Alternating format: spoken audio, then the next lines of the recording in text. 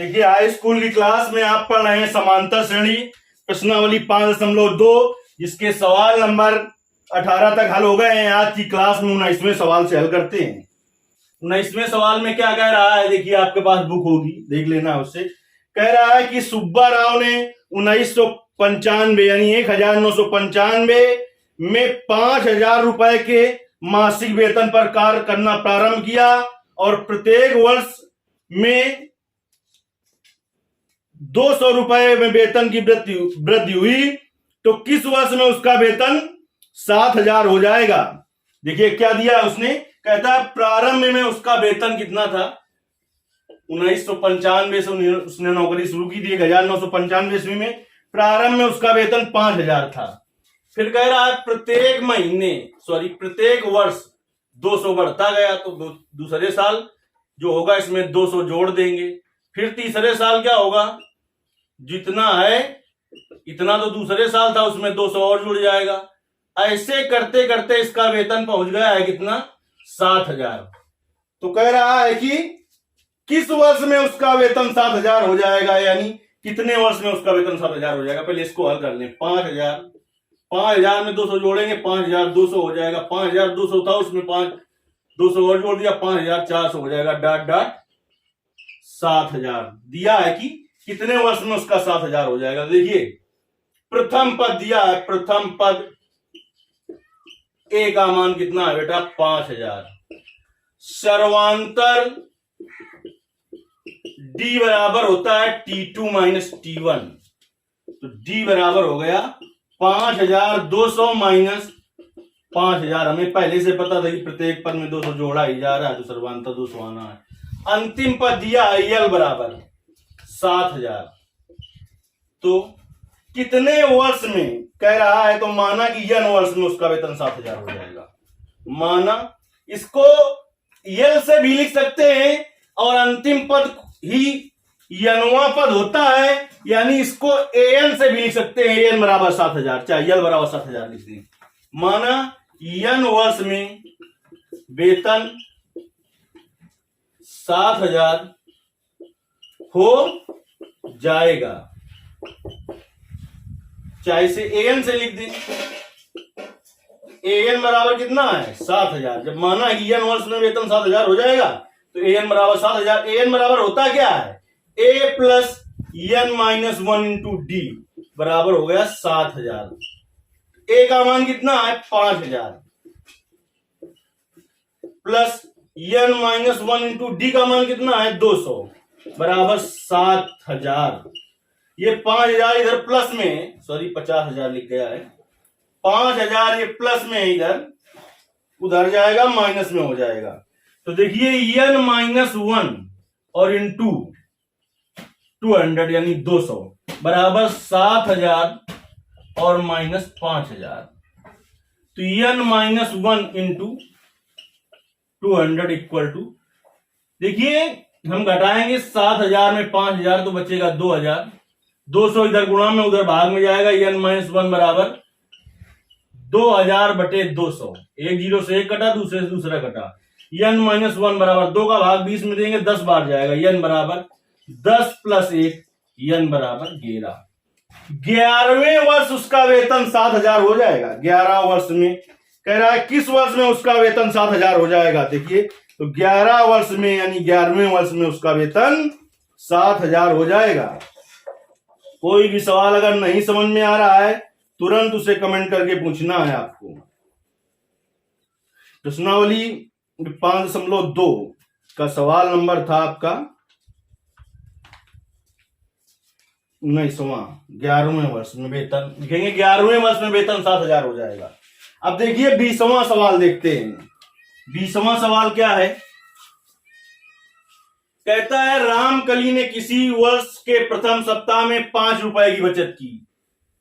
रामकली ने किसी वर्ष के प्रथम सप्ताह में 5 रुपए की बचत की, फिर अपनी साप्ताहिक बचत में 1.75 रुपए की वृद्धि करती गई, तो 90वें सप्ताह में उसकी साप्ताहिक बचत 20.75 हो जाती है। एन का मान ज्ञात कीजिए। 90वें वर्ष में यानी सॉरी 90वें सप्ताह में यानी an का मान दिया है। देखिए प्रथम पद दिया है a, कितनी बचत की है पहले बचत की है उसने 5 रुपए की पहले सप्ताह में। फिर प्रत्येक सप्ताह में 1.75 की वृद्धि होती जाती है, तो फिर जोड़ देंगे 5 धन 1.75 धन 1.75 कामा डॉट डॉट। फिर दिया है कि यन सप्ताह में यानी यन सप्ताह में दिया है, यानी अंतिम सप्ताह में उसने दे रखा है 20.75 रुपए की वृद्धि होती है। तो कहता है कि यन का मान ज्ञात कीजिए। चलिए पहले इसको जोड़ लिया जाए। तो 5 में जोड़ेंगे तो हो जाएगा 6.75।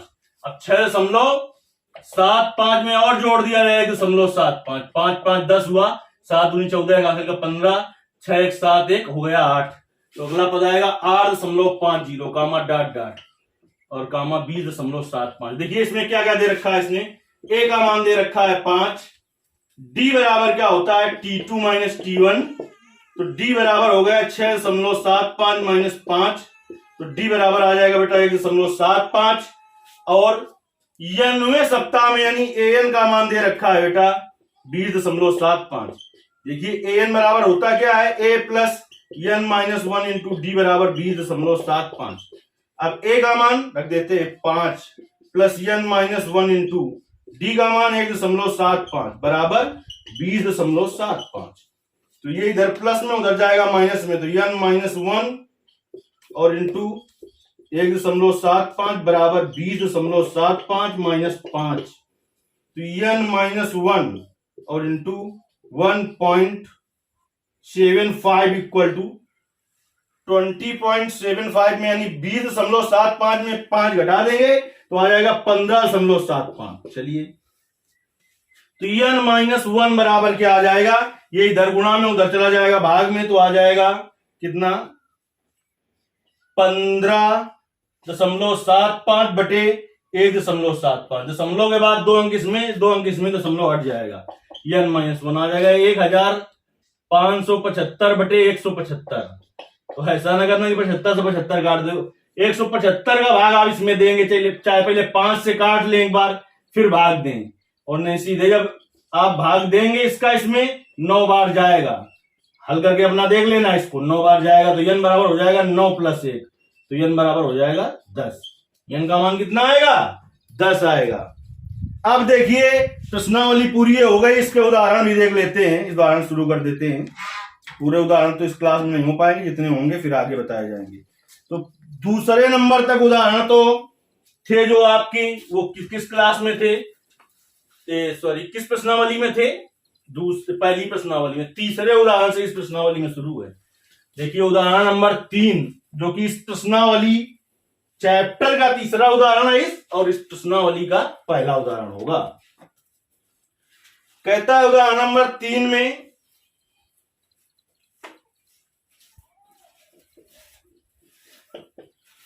एक सवाल हल करना है उदाहरण सहित। कह रहा है एपी 2,7,12, डॉट डॉट का 10वां पद ज्ञात कीजिए। 10वां पद ज्ञात कीजिए। चलिए ए का मान कितना है 2, डी का मान t2 माइनस t1, तो डी का मान 7 माइनस 2, डी का मान हो गया 5 का 10वां पद यानी n बराबर दिया है 10।